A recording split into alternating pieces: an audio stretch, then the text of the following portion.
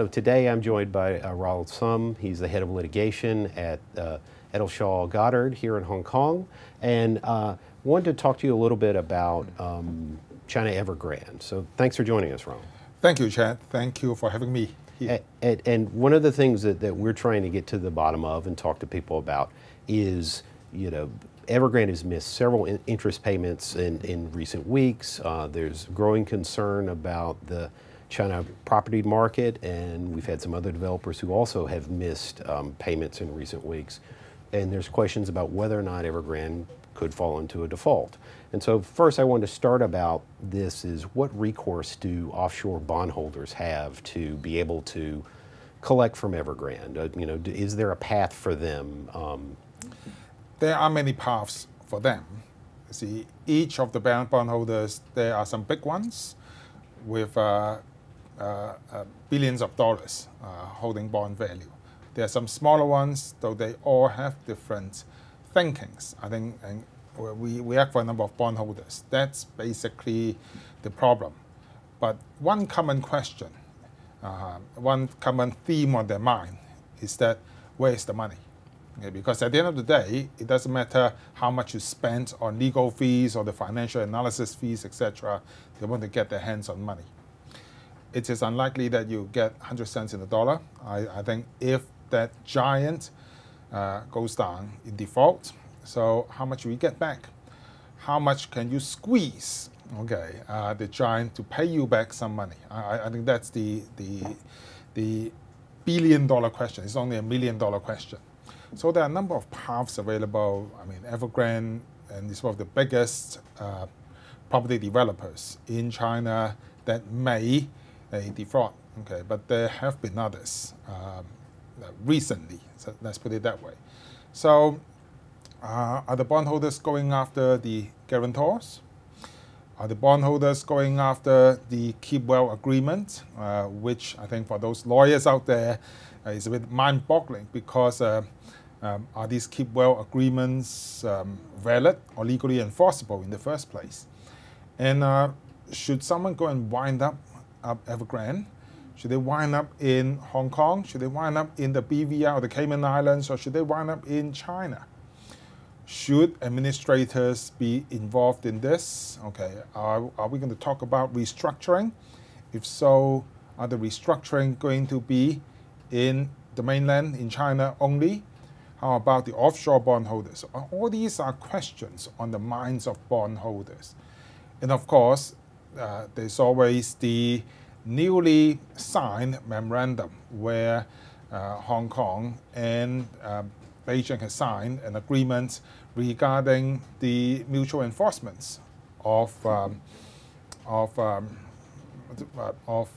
liquidation, to facilitate liquidating the assets in China and in Hong Kong.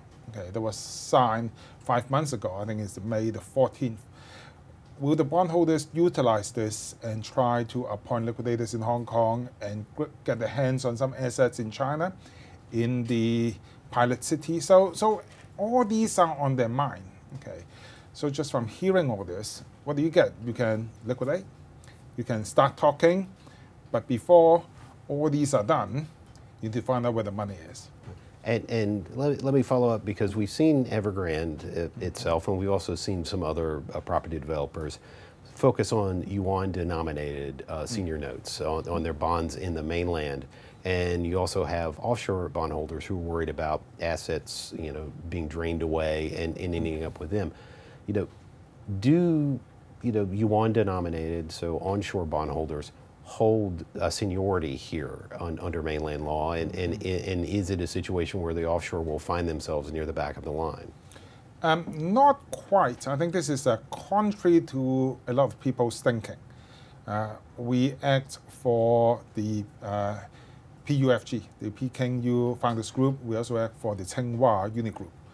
The experience we have got is that whilst the Chinese administrators are accepting onshore bonds. Okay, most of them, in fact, all of them are guaranteed bonds. As a matter of fact, the Chinese administrators are accepting offshore guarantee bonds as well. So it is not only onshore guarantee bonds, this is offshore guarantee bonds as well. the question out there is how about the keep well deed, okay, which there are allegations that it may be contrary to the foreign control regulations in China. So this is the part that's not being accepted.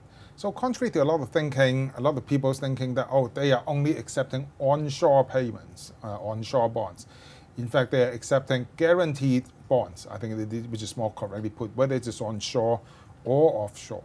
Okay. In any event, they are securitized anyway.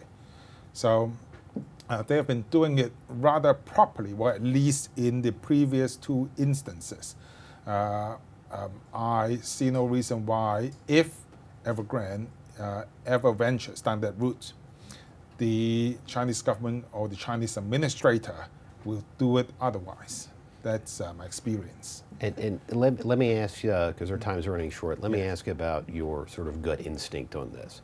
Will the Chinese government step in to save Evergrande, and what does that mean for offshore bondholders? The billion or trillion dollar questions. Will mum pay up? I think that's the big question. Let me rephrase one of the bondholders we have, okay, that talked to me at the outset. They're one of the first bondholders that came to me a couple of weeks ago. His comment is like this, okay. If the whole thing actually do ventures down the road of Chinese administration, and at the end of the day, only onshore bondholders, be it guaranteed or not, are accepted, then where will be the investors' confidence in the future? Will offshore investors go and buy these bonds? The big question. So on the one hand, you're balancing, well, you've got to keep the investors' confidence that there's no unfair treatment on them. On the other hand, you have to be seeing this in a macro level because public policies are involved. Okay, this is a giant elephant. It's not only an elephant; it's a giant elephant that's going down. So it's a balancing act. So my personal belief is that this will only be the extreme and very, very last resort. Hopefully, there will be some sort of white knight, to be exact, in plural, white knights coming out to save the day.